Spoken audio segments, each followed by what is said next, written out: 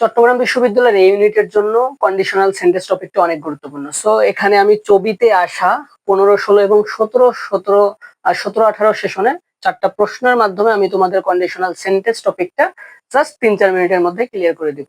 So আমাদের ভাই conditional sentence থেকে যদি প্রশ্ন আসে, আমাদের রাইট অ্যান্সারটা জাস্ট আইডেন্টিফাই করতে হবে। এখানে ম্যাক্সিমাম প্রশ্ন আসলে আমরা আইডেন্টিফাই করতে পারি না এই টপিক থেকে, এজন্যই চবিতে যে প্রশ্নগুলো আসে সে প্রশ্নগুলোর অপশনগুলো দেখা যায় অনেক বড় এবং প্রশ্নগুলোও দেখা যায় অনেক বড়, সুতরাং সেগুলো বুঝতে আমাদের অসুবিধা হয়। কিন্তু মনে রাখতে হবে আমরা পুরো প্রশ্ন ভাই বোঝার দরকার নাই।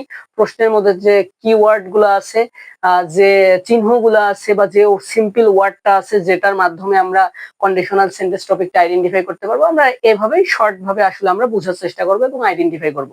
আমাদের একদম সবকিছু বুঝে অ্যান্সার করতে হবে বিষয়টা এরকম না, জাস্ট শর্ট এমন কিছু ট্রিক্সের মাধ্যমে আমরা জাস্ট আইডেন্টিফাই করব যে এটা এই কন্ডিশনাল সেন্টেন্স, তাহলে আমরা খুব ইজিলি অ্যান্সার কিন্তু রাইট করতে পারবো। সো এখানে দেখো ওভারঅল তোমাদের আগে বলে রাখি যে কন্ডিশনাল সেন্টেন্স মূলত 4 প্রকার হয়। কয় প্রকার হয় ভাইয়া? 4 প্রকার হয়। 4 প্রকার হয়।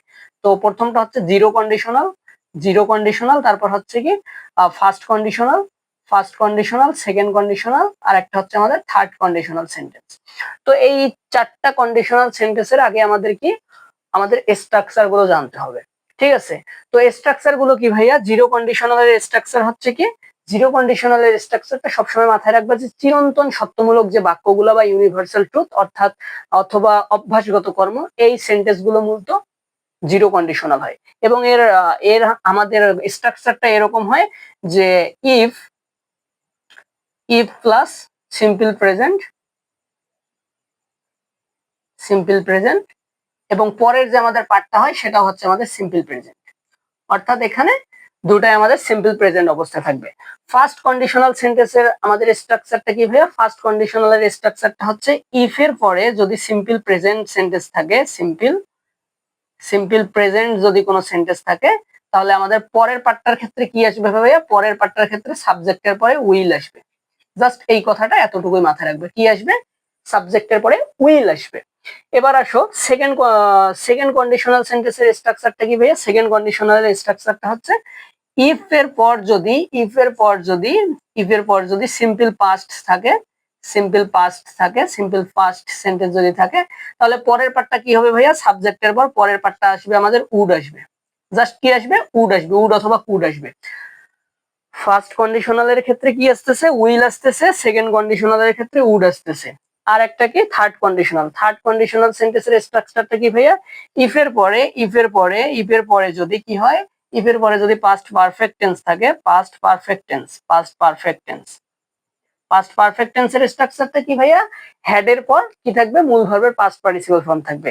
তার মানে ইফ এর পর যদি সেন্টেন্সটা পাস্ট পারফেক্ট টেন্সে থাকে, তাহলে পরের পার্টটা কি হবে ভাইয়া? পরের পার্টটা সাবজেক্টের পরে উড হ্যাভ এবং ভি3 ফর্ম, অর্থাৎ মূল ভার্বের পাস্ট পার্টিসিপল ফর্ম।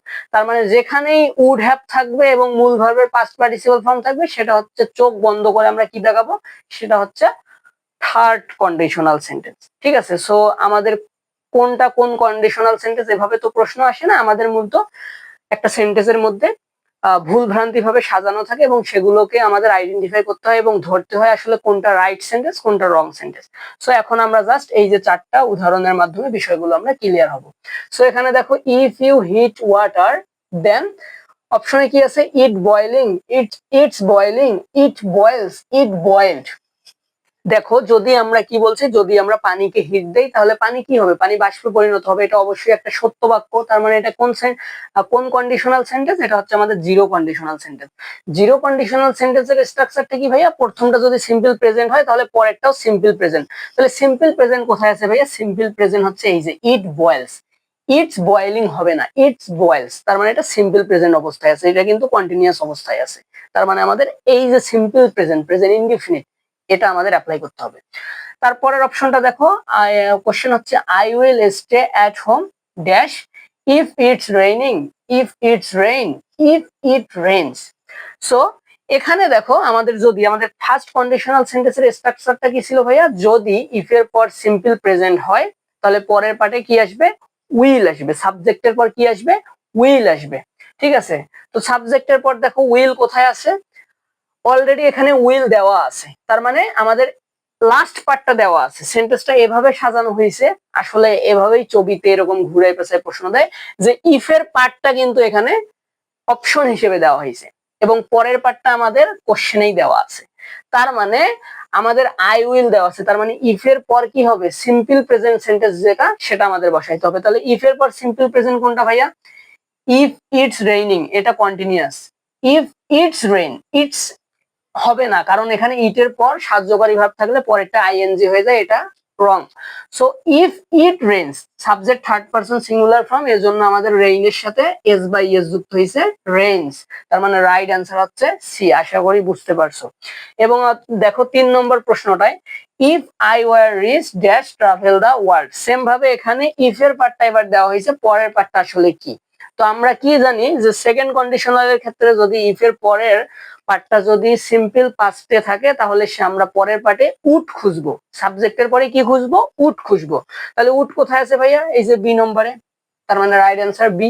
এবার দেখো 4 নম্বর অপশন কোশ্চেনটা, I would have pass the exam if dash, তার মানে এখানে অলরেডি ইফ এর পরের পার্টটা এখানে দেওয়া হয়েছে এবং সরি ইফ এর পরের পার্টটা এখানে আগে দেওয়া হয়েছে এবং ইফ এর পার্টটা কি এটা আসলে আমাদের আইডেন্টিফাই করতে হবে। তো আমরা জানি থার্ড কন্ডিশনালের ক্ষেত্রে যদি ইফ এর পরের পার্টটা পাস্ট পারফেক্ট টেন্সে হয় তাহলে আমাদের পরের পার্টটায় কি আসে, subject plus would have plus মূল ভার্বের পাস্ট পার্টিসিপল। তার মানে এখানে উড হ্যাভ আছে, পাস্ট পার্টিসিপল ফর্ম আছে, তার মানে ইফ এর পরের পার্টটা কি হবে ভাইয়া? ইফ এর পার্টটা হবে পাস্ট পারফেক্ট টেন্সে। তাহলে পাস্ট পারফেক্ট টেন্স আমরা খুঁজবো। পাস্ট পারফেক্ট টেন্সের গঠনটা কি? সাবজেক্ট হ্যাড মূল ভার্বের পাস্ট পার্টিসিপল ফর্ম। তার মানে হ্যাড এবং পাস্ট পার্টিসিপল খুঁজবো। এখানে হ্যাজ এটা হবে না, এখানে স্টাডিং এটা হবে না, হ্যাড স্টাডিড। তার মানে হচ্ছে আমাদের অ্যান্সার সি। সো এই হচ্ছে কন্ডিশনাল সেন্টেন্সের মূল বিষয়।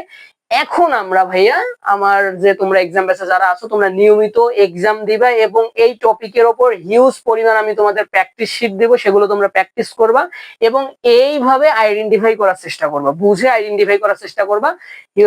তোমাদের আমি প্র্যাকটিস শিট দেবো, সেগুলো প্র্যাকটিস করবা এবং এক্সাম দিবা। ইনশাল্লাহ এই টপিক থেকে যদি ছবিতে ভর্তি পরীক্ষায় প্রশ্ন আসে 1 মার্ক ইজিলি রাইট করতে পারবা। এবং গুরুত্বপূর্ণ একটা বিষয় হচ্ছে যে এই টপিকটা থেকে প্রতি বছরই কিন্তু একটা করে এমসিকিউ আসে। সো শুরু করে দাও প্র্যাকটিস। ইনশাল্লাহ যদি নিয়মিত প্র্যাকটিস করো এবং এক্সাম দাও ভালো কিছু হবে। ধন্যবাদ।